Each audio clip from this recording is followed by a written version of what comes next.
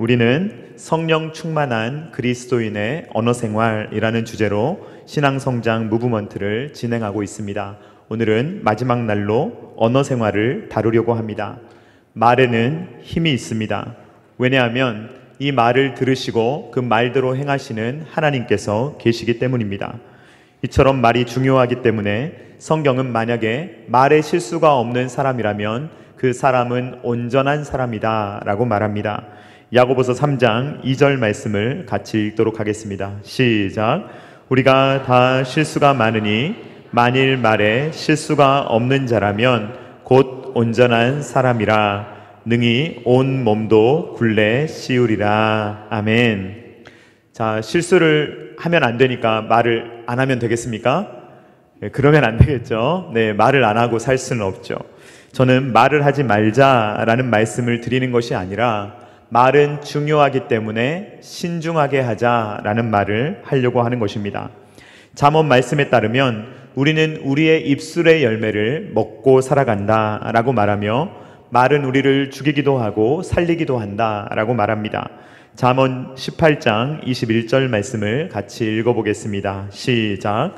죽고 사는 것이 혀의 힘에 달렸나니 혀를 쓰기 좋아하는 자는 혀의 열매를 먹으리라. 아멘. 말이 중요하다는 걸 모르는 사람은 없습니다. 이 세상에도요, 말이 중요하다는 것은 보편적인 진리로 받아들여집니다. 그래서 속담을 살펴봐도 말에 관련된 속담이 참 많이 있습니다. 예를 들어서 말 한마디로 천냥 빚을 갚는다라는 말이 있습니다. 갚을 수 없는 빚이 있더라도 말을 잘하고 그 사람과의 관계를 잘 맺으면 어떻게든 해결해 나갈 수 있는 어떤 길이 있다는 것입니다. 반대로 새치혀가 사람 잡는다라는 속담도 있습니다.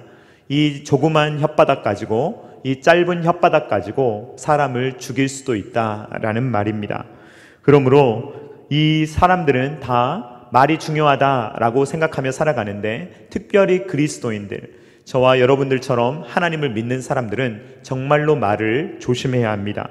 왜냐하면 세상 사람들이 전혀 고려하지 않는 한 가지를 우리는 고려해야 되기 때문에 그렇습니다. 그것은 바로 하나님께서 저와 여러분이 나누는 모든 대화, 그것을 하나님이 듣고 계시며 하나님께서 그 가운데 역사하시기 때문입니다.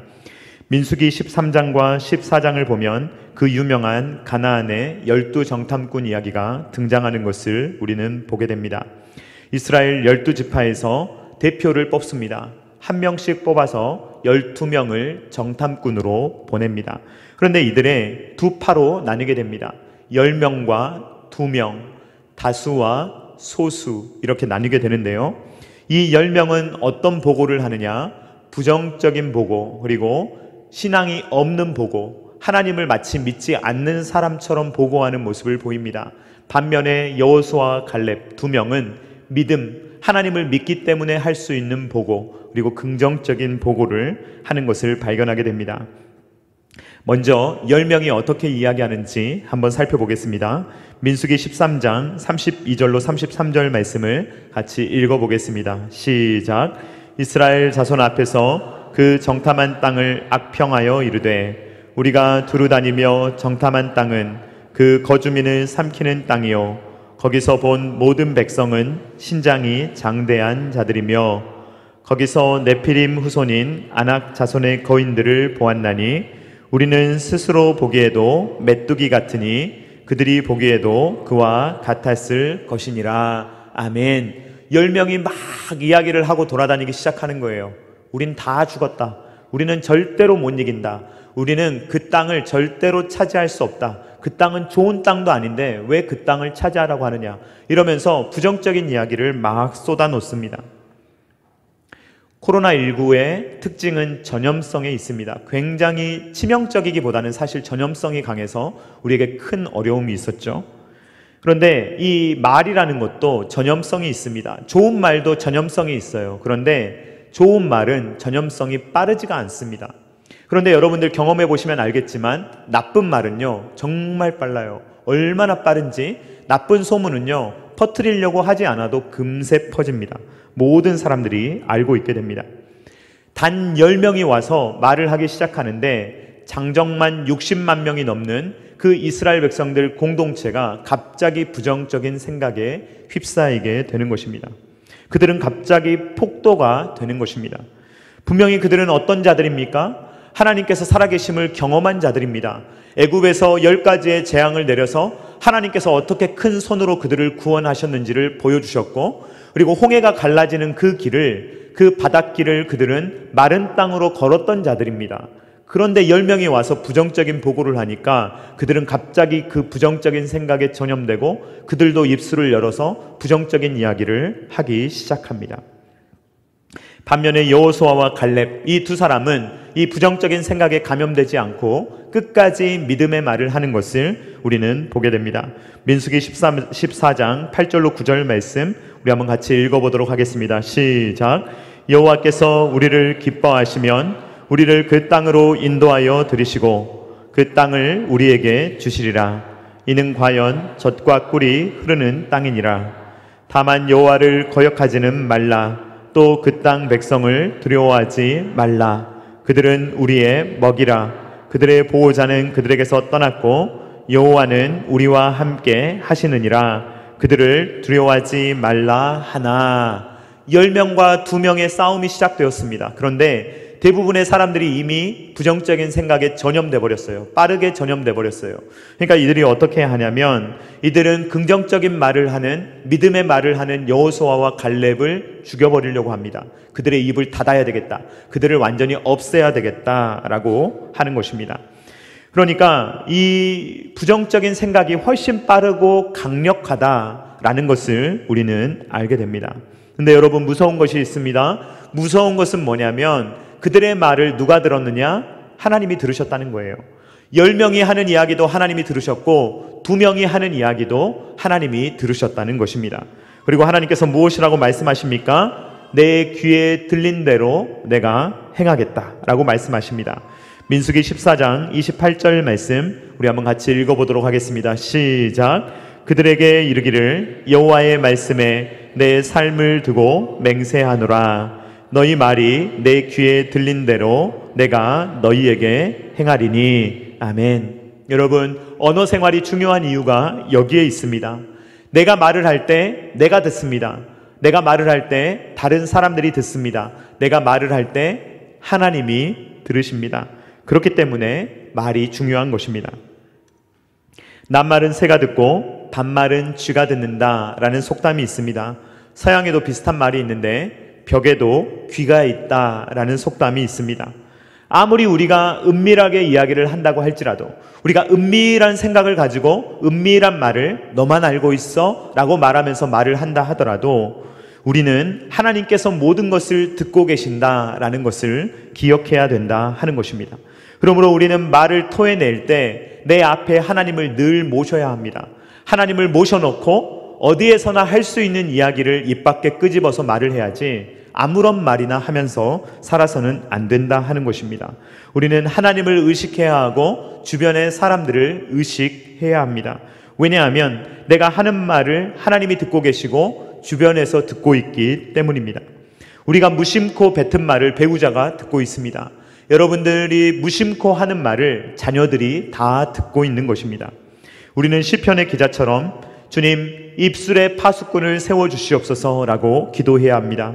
시편 141편 3절 말씀을 같이 읽어보도록 하겠습니다. 시작.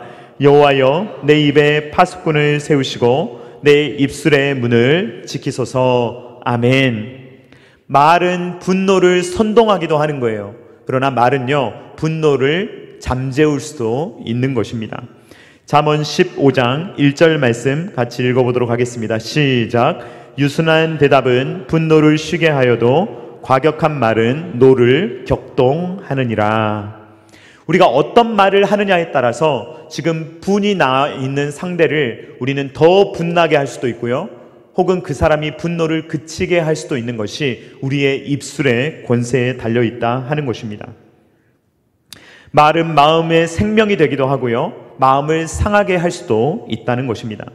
제가 처음에 교회에 부임하고 중직자분들과 셀장님들께 이런 부탁을 드렸습니다. 우리의 두 양손에 기름하고 물이 있다는 걸 생각하라는 것이죠. 한 손에는 기름이 있고 한 손에는 물이 있습니다. 그러면 어떻게 해야 하겠습니까? 이 기름과 물을 적당하게 사용해야 합니다. 만약에 나쁜 불이 일어나고 있습니다. 교회 안에 확인되지도 않는 이상한 소문이 막 떠돕니다. 그러면 어떻게 해야 합니까, 여러분? 뭘 부어야 합니까? 물을 부어야 합니다. 맞습니다. 그런데 불 붙는 사람이 있어요. 아, 내가 그럴 줄 알았다.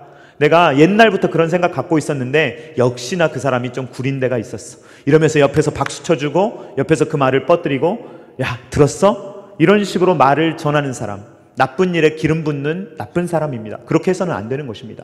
물을 부어야 돼요. 물을 부어서 빨리 꺼야 합니다. 부정적인 생각이 더 이상 퍼지지 않도록 해야 하는 것입니다. 자, 좋은 일이 교회에서 일어나고 있습니다. 막 교회가 일어나고 있고 막 성장하고 있고 뭔가를 막 해내고 있어요. 막 부흥이 일어나고 있어요. 그러면 어떻게 해야 합니까, 여러분? 기름을 부어야 합니까? 물을 부어야 합니까? 기름. 역시 얼마나 예쁜지 몰라요. 네, 기름을 막 부어줘야 돼요. 옆에서 도와줘야 돼요. 옆에서. 그런데요, 찬물을 확 끼얹는 사람이 있어요. 얼마나 가는지 보자. 그러면서 옛날에 해봤는데 얼마 안 가. 그러면서 그 물을 막 갖다 부으면서 하려는 사람, 발목 잡는 사람이 있어요. 열심히 해보려는데 자꾸만 발목 잡고 못하게 하는 게 있어요. 삼성의 모토가 있답니다. 발목만 잡지 말아라. 이런 게 모토래요. 옆에서 잘 하려는 사람 막 승진하는데 그거 샘나가지고 막 그 사람 비난하고 못하게 하고. 여러분, 그래서는 안 되는 것입니다. 말이라는 것은요, 굉장히 중요한 무기로 사용되는 거예요. 좋은 무기로 사용될 수 있지만 악한 무기로 사용될 수 있는 게 말입니다. 말은 사람을 살리기도 하고 죽이기도 합니다. 잠언 15장 4절 말씀 같이 읽어보도록 하겠습니다. 시작. 온순한 혀는 곧 생명나무이지만 패역한 혀는 마음을 상하게 하느니라. 아멘. 셀 모임 때 생명 언어를 나누시기를 주님의 이름으로 축원드립니다. 셀 모임 때 생명의 언어를 나눠야 합니다. 믿음의 말을 나눠야 합니다. 서로를 세우는 말을 나눠야 합니다. 셀 모임 가면 기분이 좋아야 돼요. 그런데 셀 모임에 갔는데 자꾸만 사망 언어를 나누고 죽음 언어를 나누고 비난 언어를 나누고 자꾸만 다른 사람들을 깎아내리는 말을 하면 그 모임은 죽음 모임이 되는 것입니다. 저는 목사이기 때문에 제 사역은 주말에 집중되어 있습니다. 물론 주중에 준비하고 주중에도 여러 가지 일을 합니다. 그런데 주로 제가 하는 일은 주말에 집중되어 있고 특별히 주일날 집중되어 있습니다. 저 주일은 제가 어떻게 지나가는지를 몰라요. 제가 일부 예배 인도했고요. 그 다음에 장로님들과 이제 모임을 가졌고요. 지금 끝나자마자 또 와서 지금 예배를 인도하고 있는 겁니다. 제가 11시 예배가 마치면요, 이제 새가족 교육 인도를 해요. 그리고 나서 1시 정도에 밥을 먹습니다. 그리고 보통은 제가 오후 예배 인도를 해요. 그리고 나서 3시 반 정도 되면 이제 교회 어느 정도 이제 결산을 합니다. 그리고 나서 신앙 성장만을 해요. 그러면 하루 일과가 끝나면 한 8시 정도 돼요. 모든 일과가 끝나면 8시, 9시 이렇게 됩니다. 그러면요, 어떤 날은 좀 목 상태가 안 좋은 날은 월요일이면 말이 잘 안 나와요. 그러니까 말을 많이 하고 목을 많이 쓰다 보니까 그럴 때가 있습니다. 그런데 저기 이제 서울 같은데 뭐 대형교회 이런 분들 있잖아요. 또 광주에도 있겠습니다만 설교를 뭐 4번, 5번 하시는 분들도 있더라고요. 제가 힘들다는 말을 못 하겠어요. 뭐 4번 하시는 분 있죠, 5번 하시는 분 있죠. 근데 어떤 분이 자기는 7번을 한대요. 그래서 이제 제가 그분의 이야기를 제가 한번 들은 적이 있는데, 이분이 하루에 설교를 7번을 하니까요. 이분은 똑같은 설교를 7번 하는 거예요. 7번을 하니까 자기가 너무 지치더래요. 그래가지고 하루는 7번 설교가 마치고 나서 집에 와가지고 이제 사모님에게 좀 이야기를 하는 거예요. 그러면서 여보, 내가 하루에 7번 설교를 하니까 너무 힘이 든다. 막 진이 빠진다. 막 모든 걸 쏟아놓고 나니까 집에 오면은 기운이 없다. 막 이러면서 이야기를 한 거예요. 자, 목사님이 기대했던 말은 뭐겠습니까? 네? 좀 알아주고 7번이나 맞아 7번이나 쉽지 않아. 다른 목사님들 6번밖에 안 하는데 당신은 7번 하니까 훌륭해. 이러면서 이야기를 해주면 얼마나 좋겠습니까? 차라리 말을 안 해도 돼요. 차라리 그냥 하면서 옆에서 그냥 뭐 손 한번 잡아주던지 이 정도만 해도 되잖아요. 그런데 사모님 말 한마디에 목사님이 일주일 동안 아파버렸대요. 완전히 누워가지고 일어나지를 못했다고 합니다. 그 말은 뭔지 아십니까? 저도 똑같은 설교 7번이나 들어요. 얼마나 힘든 줄 아세요? 제가 7번 듣고 있으면 막 미칠 것 같아. 막 이런 식으로 이야기를 하셨다는 거예요. 그러니까 목사님이 그 이야기 듣고 완전히 몸져 누워가지고 일어나지를 못했대요. 저희 집 이야기 아닙니다. 저희 아내는 위로해 줍니다. 네. 그런데 여러분, 상황에 적합한 말이 있어요. 그러니까 사모님도 힘든 일이 있으시겠죠. 그러면 그때가 아닐 때 말하면 좋잖아요. 그 남편이 완전히 녹초가 돼서 집에 들어왔을 때 이렇게 좀 뭐랄까 긍정적인 피드백을 해주면 얼마나 좋아요. 자기가 어려운 일은 나중에 말하면 되잖아요. 좀 회복됐을 때. 그리고 조금 기분 좋을 때 이야기해도 되잖아요. 꼭 그때, 꼭 그 안 좋은 상황에 그렇게 탁 한마디 쏘아 올리면요, 그게 서로의 마음을 굉장히 상하게 하는 것입니다. 상황에 적합한 말, 그 말을 하는 것이 좋습니다. 잠언 25장 11절 말씀 우리 한번 같이 읽어보도록 하겠습니다. 시작. 경우에 합당한 말은 아로새긴 은쟁반의 금사관이라. 아멘. 말은요, 소금 간하고 비슷합니다. 말을 너무 많이 하면요, 너무 짜요. 그래서 음식이 너무 자극적이에요. 말을 안 하잖아요. 그러면 너무 심심해요. 뭐 살아가는 재미가 별로 없어요. 그러니까 이 말이라는 것이 우리의 인생에 꼭 필요합니다. 그런데 적당해야 돼요. 상황에 맞아야 돼요. 들어갈 때 들어가야 되고 들어가지 않을 때는 들어가지 않아야 하는 것입니다. 잠언 27장 14절 말씀 같이 읽어보도록 하겠습니다. 시작. 이른 아침에 큰 소리로 자기 이웃을 축복하면 도리어 저주같이 여기게 되리라. 아멘. 축복을 하는데 저주로 들리는 이유가 뭡니까? 상황에 맞지 않기 때문이에요. 지금 아침이에요. 매우 이른 아침이에요. 이제 하루를 시작했어요. 그런데 막 잠도 덜 깼는데 막 이웃이 축복을 막 큰 소리로 옆에서 하면 그 소리가 절대로 축복으로 들리지 않는다는 것입니다. 목사님들끼리 대화하면요, 특징이 있어요. 목사님들은 보통 설교를 하잖아요. 목사님들은 보통 성경 공부를 가르치잖아요. 목사님들이 만났어요. 어떻게 되겠습니까? 상상이 되시죠? 배우려는 분이 잘 없어요. 다 가르치는 분들이라 막 만나면요, 먼저 가르치려고 들어요. 그러면 저는 이제 가면은 사실 말을 잘 안 해요. 가면은 저는 그냥 조용히 듣고 있거든요. 저까지 보태고 싶지 않아서 그래요. 그러니까 가면은요, 이제 대화를 해야 되잖아요. 그렇죠? 사람은 대화를 해야 돼요. 대화는요, 오고 가야 돼요. 근데 어느 순간 훈계를 듣고 있어요. 아무 말도 못 해요. 그러니까 경우에 적합해야 돼요. 어떤 경우냐면, 만약에 제가 어떤 목사님께 좀 이러이러해서 이런 고민이 있습니다. 어떻게 하면 좋을까요? 이렇게 조언을 구할 때 훈계를 해주시면 감사한 일이에요. 안 물어봤어요, 아무것도. 그런데 자꾸 훈계를 하시면 그거는 좀 어려운 거예요, 대화가. 그러니까 경우에 적합한 말을 해야 은쟁반의 금사과가 될 수 있다라는 것입니다. 교회에서 언어 생활이라는 건요, 너무 중요해요. 정말로 중요한 것입니다. 그래서 오늘 하루에 제가 다 전할 수 있는 주제가 아니에요. 그리고 제가 이 설교를 한다고 해서 우리의 언어 생활이 하루아침에 변하는 것도 아닙니다. 그러나 저는 성경적인 원리를 전해드리는 것입니다. 우리는요, 김창옥 쇼 같은 강연을 보잖아요. 그러면 어느 정도 도움을 받을 수 있어요. 언어 생활에. 재미있게 말씀을 잘 하시잖아요. 그래서 또 공감되는 이야기도 많이 하세요. 그런데 그런 걸 많이 보고 거기에서 기술을 배운다고 해서 우리가 변화되는 게 절대 아니라는 것입니다. 심리학 훈련을 통해서 우리가 상대방의 마음을 헤아리는 걸 어느 정도는 배울 수 있어요. 그렇지만 심리학을 배운다고 해서 우리가 변하는 건 아니에요. 상담학도 마찬가지입니다. 우리 상담학 통해서 우리가 잘 아는 거 있죠? 아, 그랬구나, 이런 거 배우잖아요. 그런데 이런 기술 하나가 우리의 언어 생활을 바꾸는 게 아니에요. 물론 도움은 되겠지만 근본적인 변화를 일으키지는 못한다라는 것입니다. 여러분, 무엇이 변해야 합니까? 생각이 변해야 될 줄로 믿습니다. 생각이 변해야 언어가 변하는 거예요. 생각이 변하지 않으면, 내 근본 체질이 변하지 않으면 절대로 언어 생활이 변하지 않는 것입니다.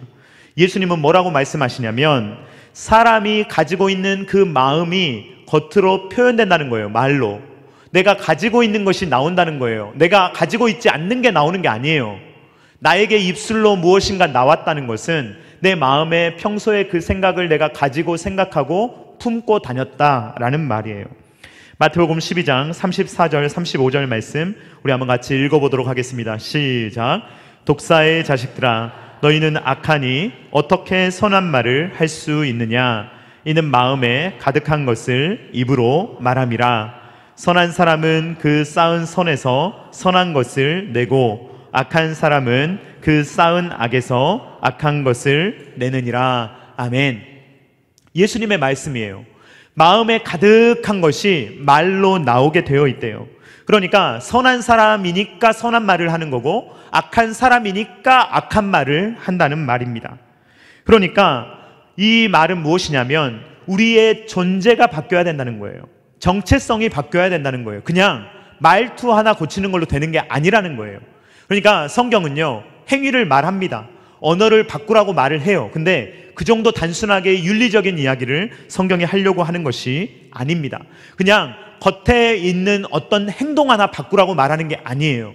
존재가 바뀌어야 말이 바뀐다는 이야기를 성경은 하고 있는 것입니다.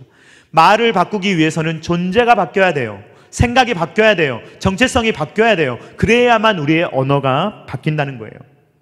말의 힘이라는 책자를 보면 이런 비유가 나옵니다. 수도꼭지 바뀐다고 물이 바뀌는 게 아니라는 거예요. 그 수질이 수도꼭지를 바꿔 놓으면 이제 좋은 물 나오겠지? 아니요. 수온이 악하면 수도꼭지를 아무리 바꾼다고 해도 악한 물이 콸콸콸 쏟아진다라는 것입니다. 그러니까 입술의 언어를 잠깐 조금 바꾼다고 해서 내 마음이 바뀌는 게 아니에요. 내 마음이 수질이 개선이 되어야 내 입술이라는 수도꼭지를 통해서 아름다운 말이 졸졸졸 흘러나오게 된다는 것입니다. 그러니까 저는 지금 언어 생활 조금 바꾸자고 캠페인하는 게 아니에요.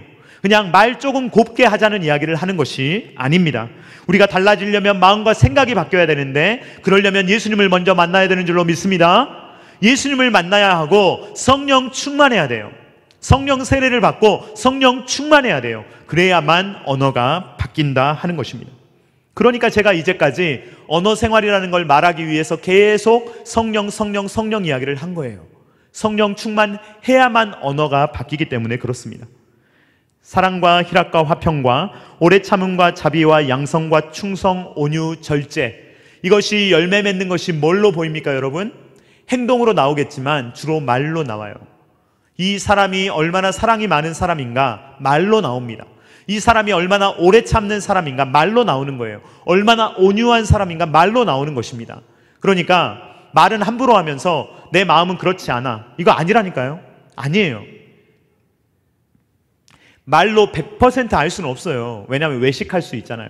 그런데 이 말이라는 것이 상당 부분 우리의 삶의 모습, 내 생각, 우리의 신앙을 말이 보여준다라는 것입니다. 자, 오늘 우리가 읽은 본문은요, 말을 뭘로 표현하고 있냐면 열매로 표현하고 있어요. 그러니까 우리가 어떤 사람인지 사실 잘 모릅니다. 저는 나무만 보면요, 이 나무가 나중에 뭘 맺을지 잘 몰라요. 저는 나무를 잘 분간할 줄 모릅니다. 그런데 만약에 사과가 열매가 맺혀 있잖아요. 그러면 저는 이게 사과나무였구나, 제가 안다니까요. 배가 열려요. 그러면 이건 배나무였구나, 나중에 알게 돼요. 그러니까 나무만 딱 봐서는 잘 몰라요. 근데 그 사람의 열매를 보면 아는 거예요. 그 사람의 말을 보면 안다 하는 것입니다. 마태복음 12장 33절 말씀 같이 읽어보도록 하겠습니다. 시작. 나무도 좋고 열매도 좋다 하든지 나무도 좋지 않고 열매도 좋지 않다 하든지 하라. 그 열매로 나무를 아느니라. 아멘. 열매를 보면 나무를 아는 거예요. 말을 보면 그 사람을 알 수 있다라는 것입니다. 나무와 열매를 분리시킬 수 있습니까? 없습니까 여러분? 분리시킬 수 없어요. 필연적으로 연결되어 있는 관계예요. 마찬가지로 나라는 존재와 말이라는 존재는요, 나뉠 수 없는 존재예요. 내 말 따로 나 따로 아니에요. 내 말과 나는요, 긴밀하게 필연적으로 연결되어 있습니다. 그러니까 나무가 좋아야 좋은 열매를 맺는다는 거예요. 예수님이 하시려는 말씀은 그냥 좋은 열매 맺어라 이게 아니고요, 좋은 나무가 되어야 좋은 열매를 맺을 수 있다는 말씀을 하시는 겁니다. 마태복음 7장 16절 말씀 같이 읽어보도록 하겠습니다. 시작. 그들의 열매로 그들을 알지니 가시나무에서 포도를 또는 엉겅퀴에서 무화과를 따겠느냐. 아멘. 그러니까 이 열매, 가시나무는요 절대로 포도를 맺을 수 없어요. 죽었다 깨어나도 가시나무는 가시나무예요. 절대로 포도를 맺을 수가 없습니다. 엉겅퀴는 엉겅퀴예요. 무화과가 나올 수가 없다는 말입니다. 그래서 예수님께서 말을 심판하시겠다라는 것은요, 우리의 존재와 말을 나눌 수 없어서 그래요. 우리의 존재가 하나님 앞에서 심판받는다는 것은 내 말과 행동이 심판받는 것과 똑같은 말이에요. 마태복음 12장 36절 37절 말씀 우리 한번 같이 읽어보도록 하겠습니다. 시작. 내가 너희에게 이르노니 사람이 무슨 무익한 말을 하든지 심판날에 이에 대하여 신문을 받으리니 내 말로 의롭다함을 받고 내 말로 정죄함을 받으리라. 아멘. 이 말은 무슨 말이냐면 우리의 말만 놓고 잘했다 못했다 이렇게 하시는 게 아니고요, 우리의 성품을 보시겠다는 거예요. 우리의 삶을 보시겠다는 거예요. 우리의 삶을 전체적으로 다 보시겠다는 것입니다. 그러므로 예수님의 말씀은 그냥 좋은 열매 맺어라, 좋은 행동해라, 고운 말 써라 이 정도가 아니에요. 주님의 말씀은 뭐냐면 좋은 사람이 되라, 좋은 그리스도인이 되라, 좋은 존재가 되라, 하나님의 자녀가 되라. 이게 예수님의 말씀이에요. 그러면 자연스럽게 좋은 열매를 맺는다는 거예요. 이 세상의 윤리는 어떻게 말하냐면요, 고운 말 써야지, 행동만 강조해요. 말만 강조해요. 그런 게 아니에요. 하나님의 말씀은 우리의 존재의 본질이 변화되어야 한다라는 것입니다. 그래서 주님의 말씀은 무슨 말씀이십니까? 우리가 좋은 나무가 될 때 좋은 열매를 맺을 수 있기 때문에 먼저 예수의 사람이 되어야 된다라고 말하는 거예요. 예수의 사람이 되어야 예수의 열매를 맺는다는 거예요. 성령의 사람이 되어야 성령의 열매를 맺는다는 것입니다. 그러므로 우리는 단지 행동을 개선하려고 하는 것이 아니라 정말로 예수의 사람이 되어야 될 줄로 믿습니다. 성령의 사람이 되어야 될 줄로 믿습니다. 그렇게 되면요, 성령님이 알려주세요. 너 그런 말 하면 안 되지. 너 아내에게 그렇게 말해야 되겠어? 자녀에게 그렇게 말하면 안 되지 않을까? 이렇게 우리에게 끊임없이 알려주세요. 그러면 성령 충만하면요, 우리가 그 통치에 따르게 되어 있는 것입니다. 자, 생각은요, 인생하고 연결되어 있습니다. 이렇게 쭉 보시면 됩니다. 자, 생각이 말로 나옵니다. 이 말이 행동으로 나오는 거예요. 이 행동이 습관으로 나오는 것입니다. 이 습관이 인격이에요. 그리고 이 인격이 인생으로 나타나는 것입니다. 보이시죠? 생각, 말, 행동, 습관, 인격, 인생, 이것이 쭉 연결되어 있어요. 제일 중요한 게 뭐겠습니까? 생각이에요. 여러분, 신앙의 이 영적 전쟁은요, 막 사탄하고 막 이렇게 주먹질하고 싸우는 게 아니고요, 내 생각 전쟁이에요. 내 생각을 다스리는 것이 생각 전쟁이 영적 전쟁입니다. 그래서 생각을 할 때 이 생각은 나하고 내가 대화하는 거거든요.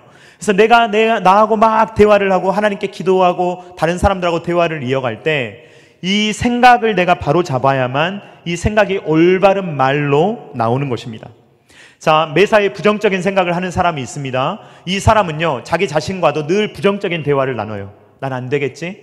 저 사람은 나쁜 사람이겠지? 세상은 나를 속이겠지? 또 나를 괴롭히겠지? 이번에 교회 가면 또 교회에서 나를 누가 괴롭히겠지? 이런 식으로 끊임없이 자기와의 부정적인 대화를 나누니까 늘 부정적으로 보여요. 사람들도 다 부정적으로 보여요. 막 세상도 다 부정적으로 보여요. 모든 게 잘 안 되는 것처럼 보여요. 이게 부정적인 사람의 특징입니다. 부정적인 사람은요, 나무가 한번 이렇게 휘어지면요, 그거 나중에 못 바꿉니다. 이거 나무를 휘려고 하면 끊어져 버려요. 그러니까 부정적인 방향으로 기울어가지고 늘 부정적인 이야기만 해요. 근데 긍정적인 사람은요, 긍정적인 방향으로 휘어져 있어요. 그래서 늘 긍정적인 이야기를 해요. 자기 자신과 긍정적인 이야기를 합니다. 잘 되는 이야기를 합니다. 믿음의 말을 합니다. 하나님께 기도할 때도요, 믿음의 말로 나아가요. 다른 사람을 볼 때도 좋은 시선으로 봐주게 되는 것입니다. 인생은요, 생각 싸움입니다. 해석 전쟁이에요. 그리고 말 전쟁입니다. 우리가 어떤 생각을 가지고 어떤 해석을 하며 어떤 말을 살아가느냐가 우리의 인생을 채우는 것입니다. 그러므로 우리는 어떻게 해야 합니까? 하나님의 자녀답게 생각하고 하나님의 자녀답게 행동하고 하나님의 자녀답게 말해야 될 줄로 믿습니다. 우리는 예수님을 정말로 만나야 돼요. 예수님을 정말로 만나면 예수의 열매를 맺을 수 있는 줄로 믿습니다. 성령님이 우리 안에 거하시면 성령의 열매를 맺을 수 있는 줄로 믿습니다. 여러분, 예수님을 만나셨습니까? 성령 충만하십니까? 열매로 보여주시기를 주님의 이름으로 축원드립니다. 열매로 보여주십시오. 여러분들의 열매와 행실로 보여주시기를 간절히 바라고 소망합니다. 저는요, 제일 듣고 싶지 않은 이야기가 어떤 이야기냐면요, 누구 때문에, 말 때문에 내가 상처받았다, 시험 들었다. 저는 이런 말 들으면요, 저 성도님들이 가끔 이제 뭐 목사님 할 말 있어요 그러면 좀 두려워요. 혹시나 또 막 상처받은 이야기 하실까봐. 그러면요, 저에게는 이분도 성도님이고 이분도 성도님이잖아요. 제가 얼마나 풀기 어려운지 아세요 여러분? 이거 엄청 어려운 일이에요. 그런데 여러분, 상처받는 분이 문제일 수도 있어요. 아무 말도 아닌데 막 상처받기도 하거든요. 그런데요, 상처 주는 사람이 있잖아요. 여러분, 상처 주는 사람들이 있잖아요. 그러니까 교회 안에서요, 우리가 조심해야 됩니다. 조심하면서 여러분, 혹시나 여러분들의 입술이 누군가를 시험 들게 하지 않는 데 사용될 수 있기를 주님의 이름으로 축원드립니다.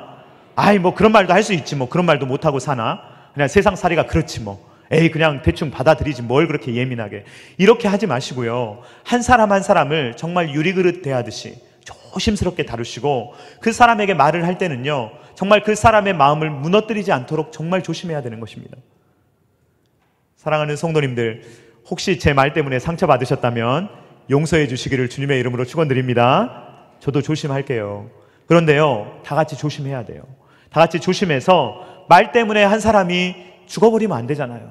말 때문에 한 사람이 난 정말 이제는 교회 못 다니겠어, 이게 말 때문에 일어나는 일이거든요. 말 때문에 이러한 일이 교회 안에 있지 않기를 주님의 이름으로 축원드립니다. 하나님께서 우리에게 입술을 주셨는데 아름다운 입술이잖아요.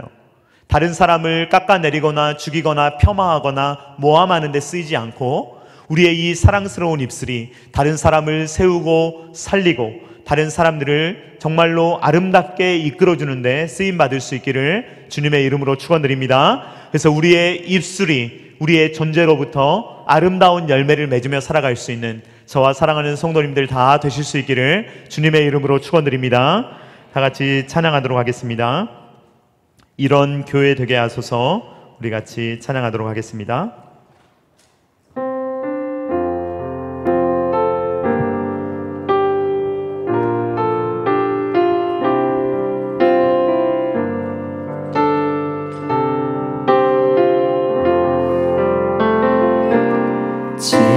진정한 예배가 숨쉬는 교회, 주님이 주인 되시는 교회, 믿음의 기도가 쌓이는 교회, 최고의 찬양을 드리는 교회, 말씀이 살아 움직이는 교회, 성도의 사랑이 넘치는 교회, 섬김과 헌신이 기쁨이 되어 열매 맺는 아름다운 교회, 주님의 마음 닮아서 주를 사랑하는 교회, 주님의 영광을 위해서 빛 되신 주님 전하는 교회, 사랑의 불꽃이 활짝 피어나 날마다 사랑에 빠지는 교회, 주께서 사랑하는 우리 교회가 이런 교회 되게 하소서. 마지막으로 찬양합니다. 주님의 마음, 주님의 마음 닮아서 이웃을 사랑하는 교회, 주님의 영광을 위해서 빛 되신 주님 전하는 교회, 사랑의 불꽃이 활짝 피어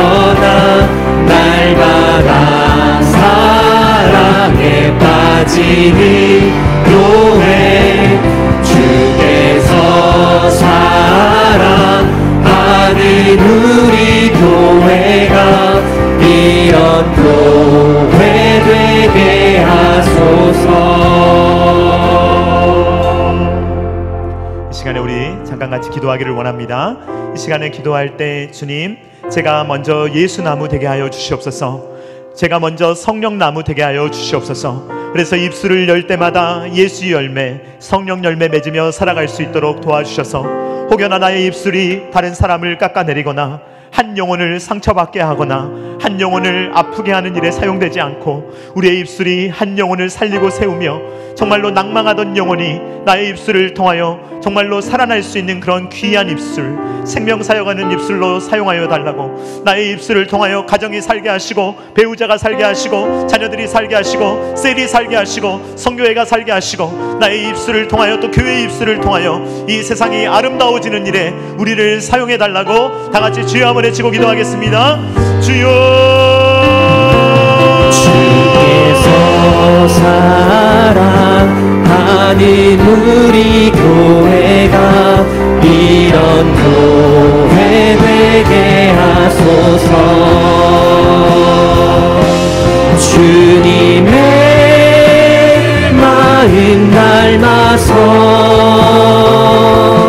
이웃을 사랑하는 교회, 주님의 영광을 위해서 빛 되신 주님 전하는 교회,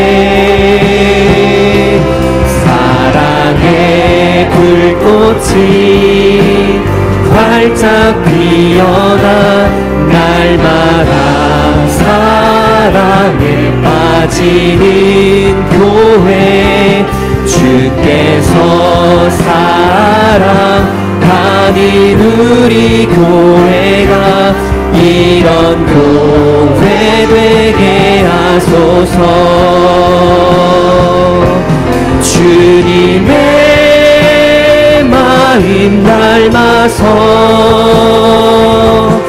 이웃을 사랑하는 교회, 주님의 영광을 위해서 빛 되신 주님 전하는 교회, 사랑의 불꽃이 활짝 피어나 날마다 사랑에 빠지는 교회, 주께서 사랑하는 우리 교회가 이런 교회 되게 하소서. 사랑하는 하나님 아버지, 감사를 드립니다. 우리에게 말씀하여 주시니 감사를 드립니다. 주님, 우리가 신앙성장 무브먼트를 통해서 나누었던 것이 잠깐 캠페인으로 그치지 않도록 도와주시고, 주여 우리의 존재를 만져주시며 우리의 정체성을 만져주셔서 주님, 우리가 예수 충만, 성령 충만하여서 예수 열매, 성령 열매 맺으며 살아갈 수 있도록 아버지 하나님 역사하여 주시옵소서. 주님, 우리의 입술 때문에 한 영혼이라도 시험 들거나 한 영혼이라도 넘어지거나 낭망하지 않도록 도와주시오며 우리의 입술을 복되게 하사 주님, 우리의 입술이 정말로 주님을 높이며 많은 생명을 살리며 많은 사람을 위로하는 일에 아름답게 쓰임받을 수 있도록 우리의 입술에 복을 허락하여 주시옵소서. 이제는 우리 구주 예수 그리스도의 십자가의 무한하신 은혜와 독생자 아들을 아낌없이 내어주신 성부 하나님의 사랑하심과 성령 하나님의 감동, 감화, 역사, 교통하심이 우리의 존재 가운데 임재하시며 우리의 생각과 마음과 뜻을 주장하시며 주님께서 기뻐하시는 말을 하게 하시고 행동하게 하시는 하나님을 온전히 의지하며 주님을 내 안에 모시고 살아가기를 결단하는 사랑하는 모든 주의 자녀들의 머리 위에와 각 가정과 주님께서 피로 값주고 사신 첨단 계라시교회 위에와 조국과 세계 열방 가운데 이제로부터 영원토록 함께 있기를 간절히 축원하옵나이다. 아멘.